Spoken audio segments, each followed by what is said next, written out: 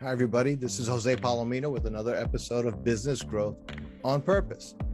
And as you may have been following last couple of weeks, really developing some thoughts around strategy and why strategy as an idea, strategy as a pursuit, strategy as something, an activity, is something that's so important, especially for business owners that lead their business day to day. That's to say, all of these things would apply whether you're a Fortune 100 company, whether you're a PE-led company.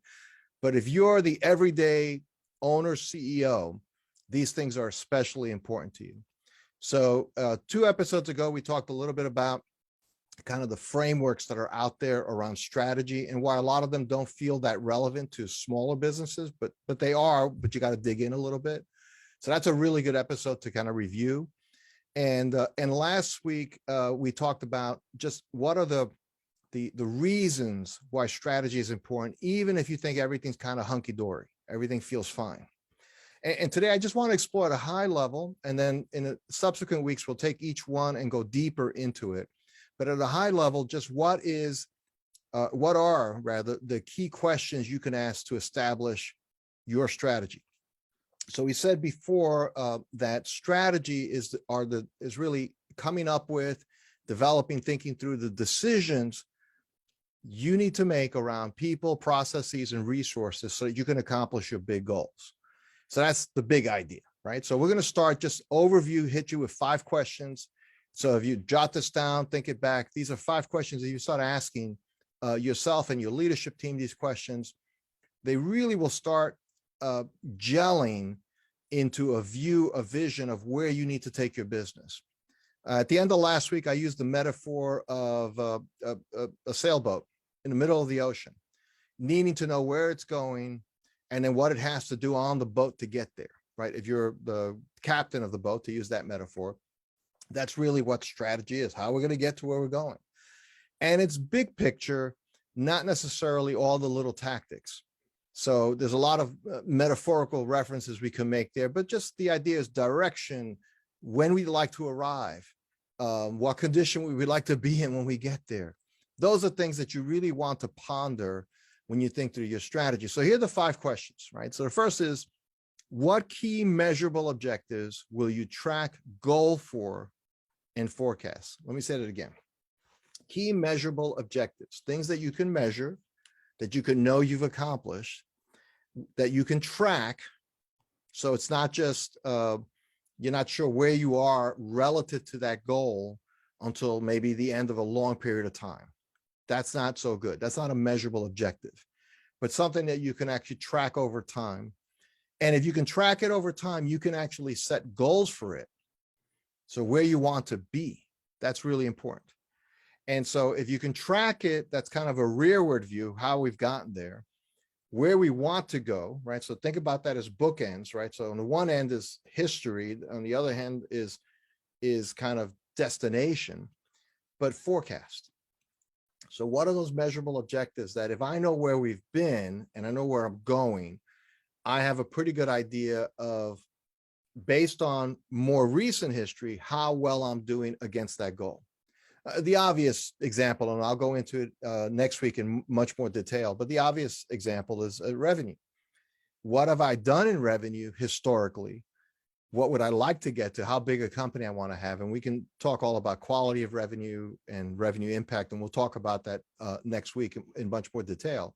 But for now, just hold that thought that if I can track where I've been over time, where I want to get to, I can then start forecasting 90 days in advance, 180 days in advance, and so on, and have a picture. If you're a really smaller company, let's say under 10 employees, then you want to include cash in that. So just managing cash. How are we doing? What would we know what the bills are going to be over the next 6 months? And we think we know where the revenue is coming from. So those things together can give us a picture of cash flow. Forecasting is something that a lot of small companies don't do a great job of, and it ends up with a lot of surprises. So I'd say the first question is, what key measurable objectives will you track, set goals for, and forecast on an active basis? Know what that is. Now, you may be sitting there thinking or walking or driving, listening to this right now, And again, we are on Spotify, on Google, on Apple podcasting, and also you may be viewing this on YouTube or on our website. So we try to make this available very easily. Of course, it's a free podcast download, so subscribe. And if you like what you hear, please leave a review. That helps other listeners, potential listeners, say, is this worth my time?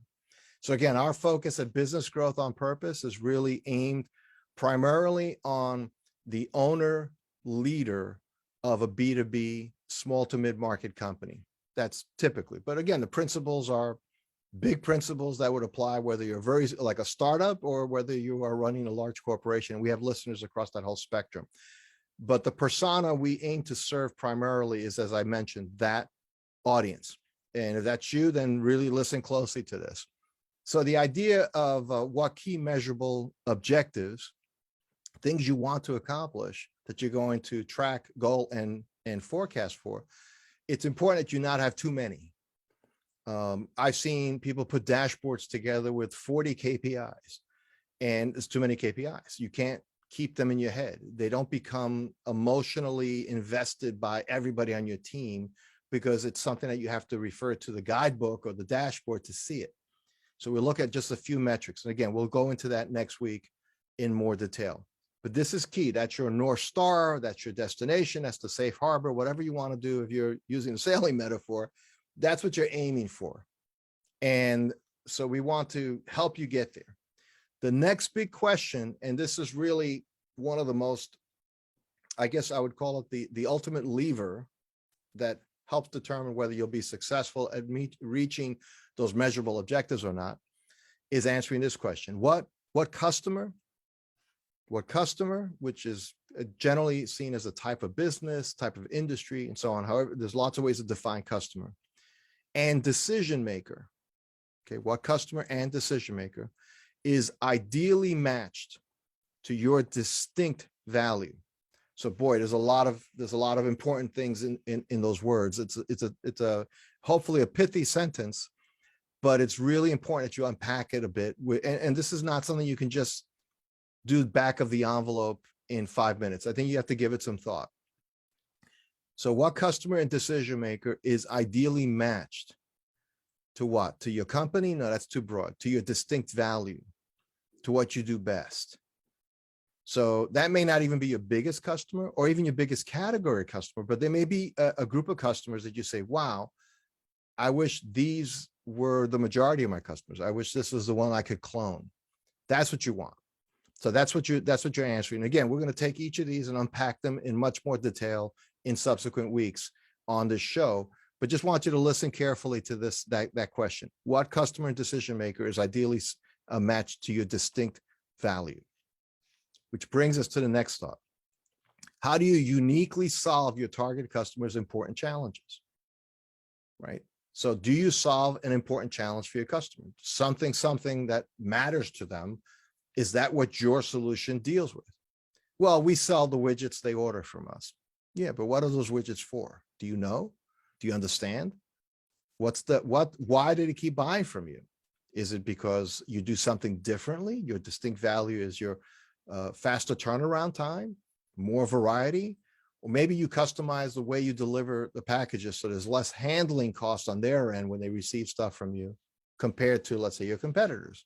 Lots of ways to create distinct or unique value, even in commodity categories. And again, we will tackle this in a couple of weeks in great detail. But that's the second big question.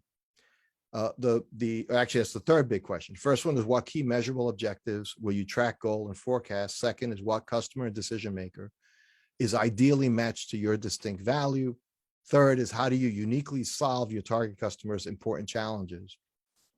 Fourth question is how will you reach and connect with your target customer? So it may not even be the customer you do most of the business with now, but it's the one you think is best suited for you. How will you reach them? How will you connect with them? And how will you let them know about this distinct value you have? So that's a big how question. There's a lot that goes with that. And yes, generally that's marketing and marketing related things and sales related things. But we want to answer that for you to have a strategic approach to growing your business. And the last question is, how will you expand the volume and value, the amount and the value to you of the business you enjoy from target customers? How will you expand them? Getting the first sale is just getting the first sale, but will you have a parts program that's different than your competitors? Will you have some value-added services that you add to it?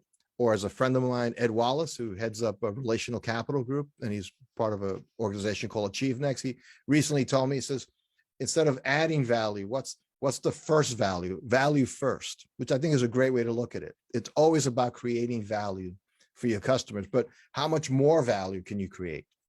If you create more value, you can actually realize or receive or actually collect more value back from those relationships. So those are the 5 big questions that we're going to explore in the coming weeks. And so listen, subscribe to Business Growth on Purpose, because that really matters, that we have an intentional view. And these 5 questions will help you shape an intentional perspective on the growth of your business. And so until next time, to your success. Thanks for listening to another episode of Business Growth on Purpose. If you like the show, hit subscribe and leave us a review to help other people find the podcast. And if you're ready to take the next step in driving intentional growth for your business, come check out what we're doing at valueprop.com.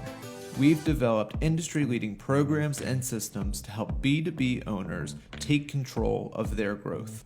Until then, thanks for listening to another episode of Business Growth on Purpose.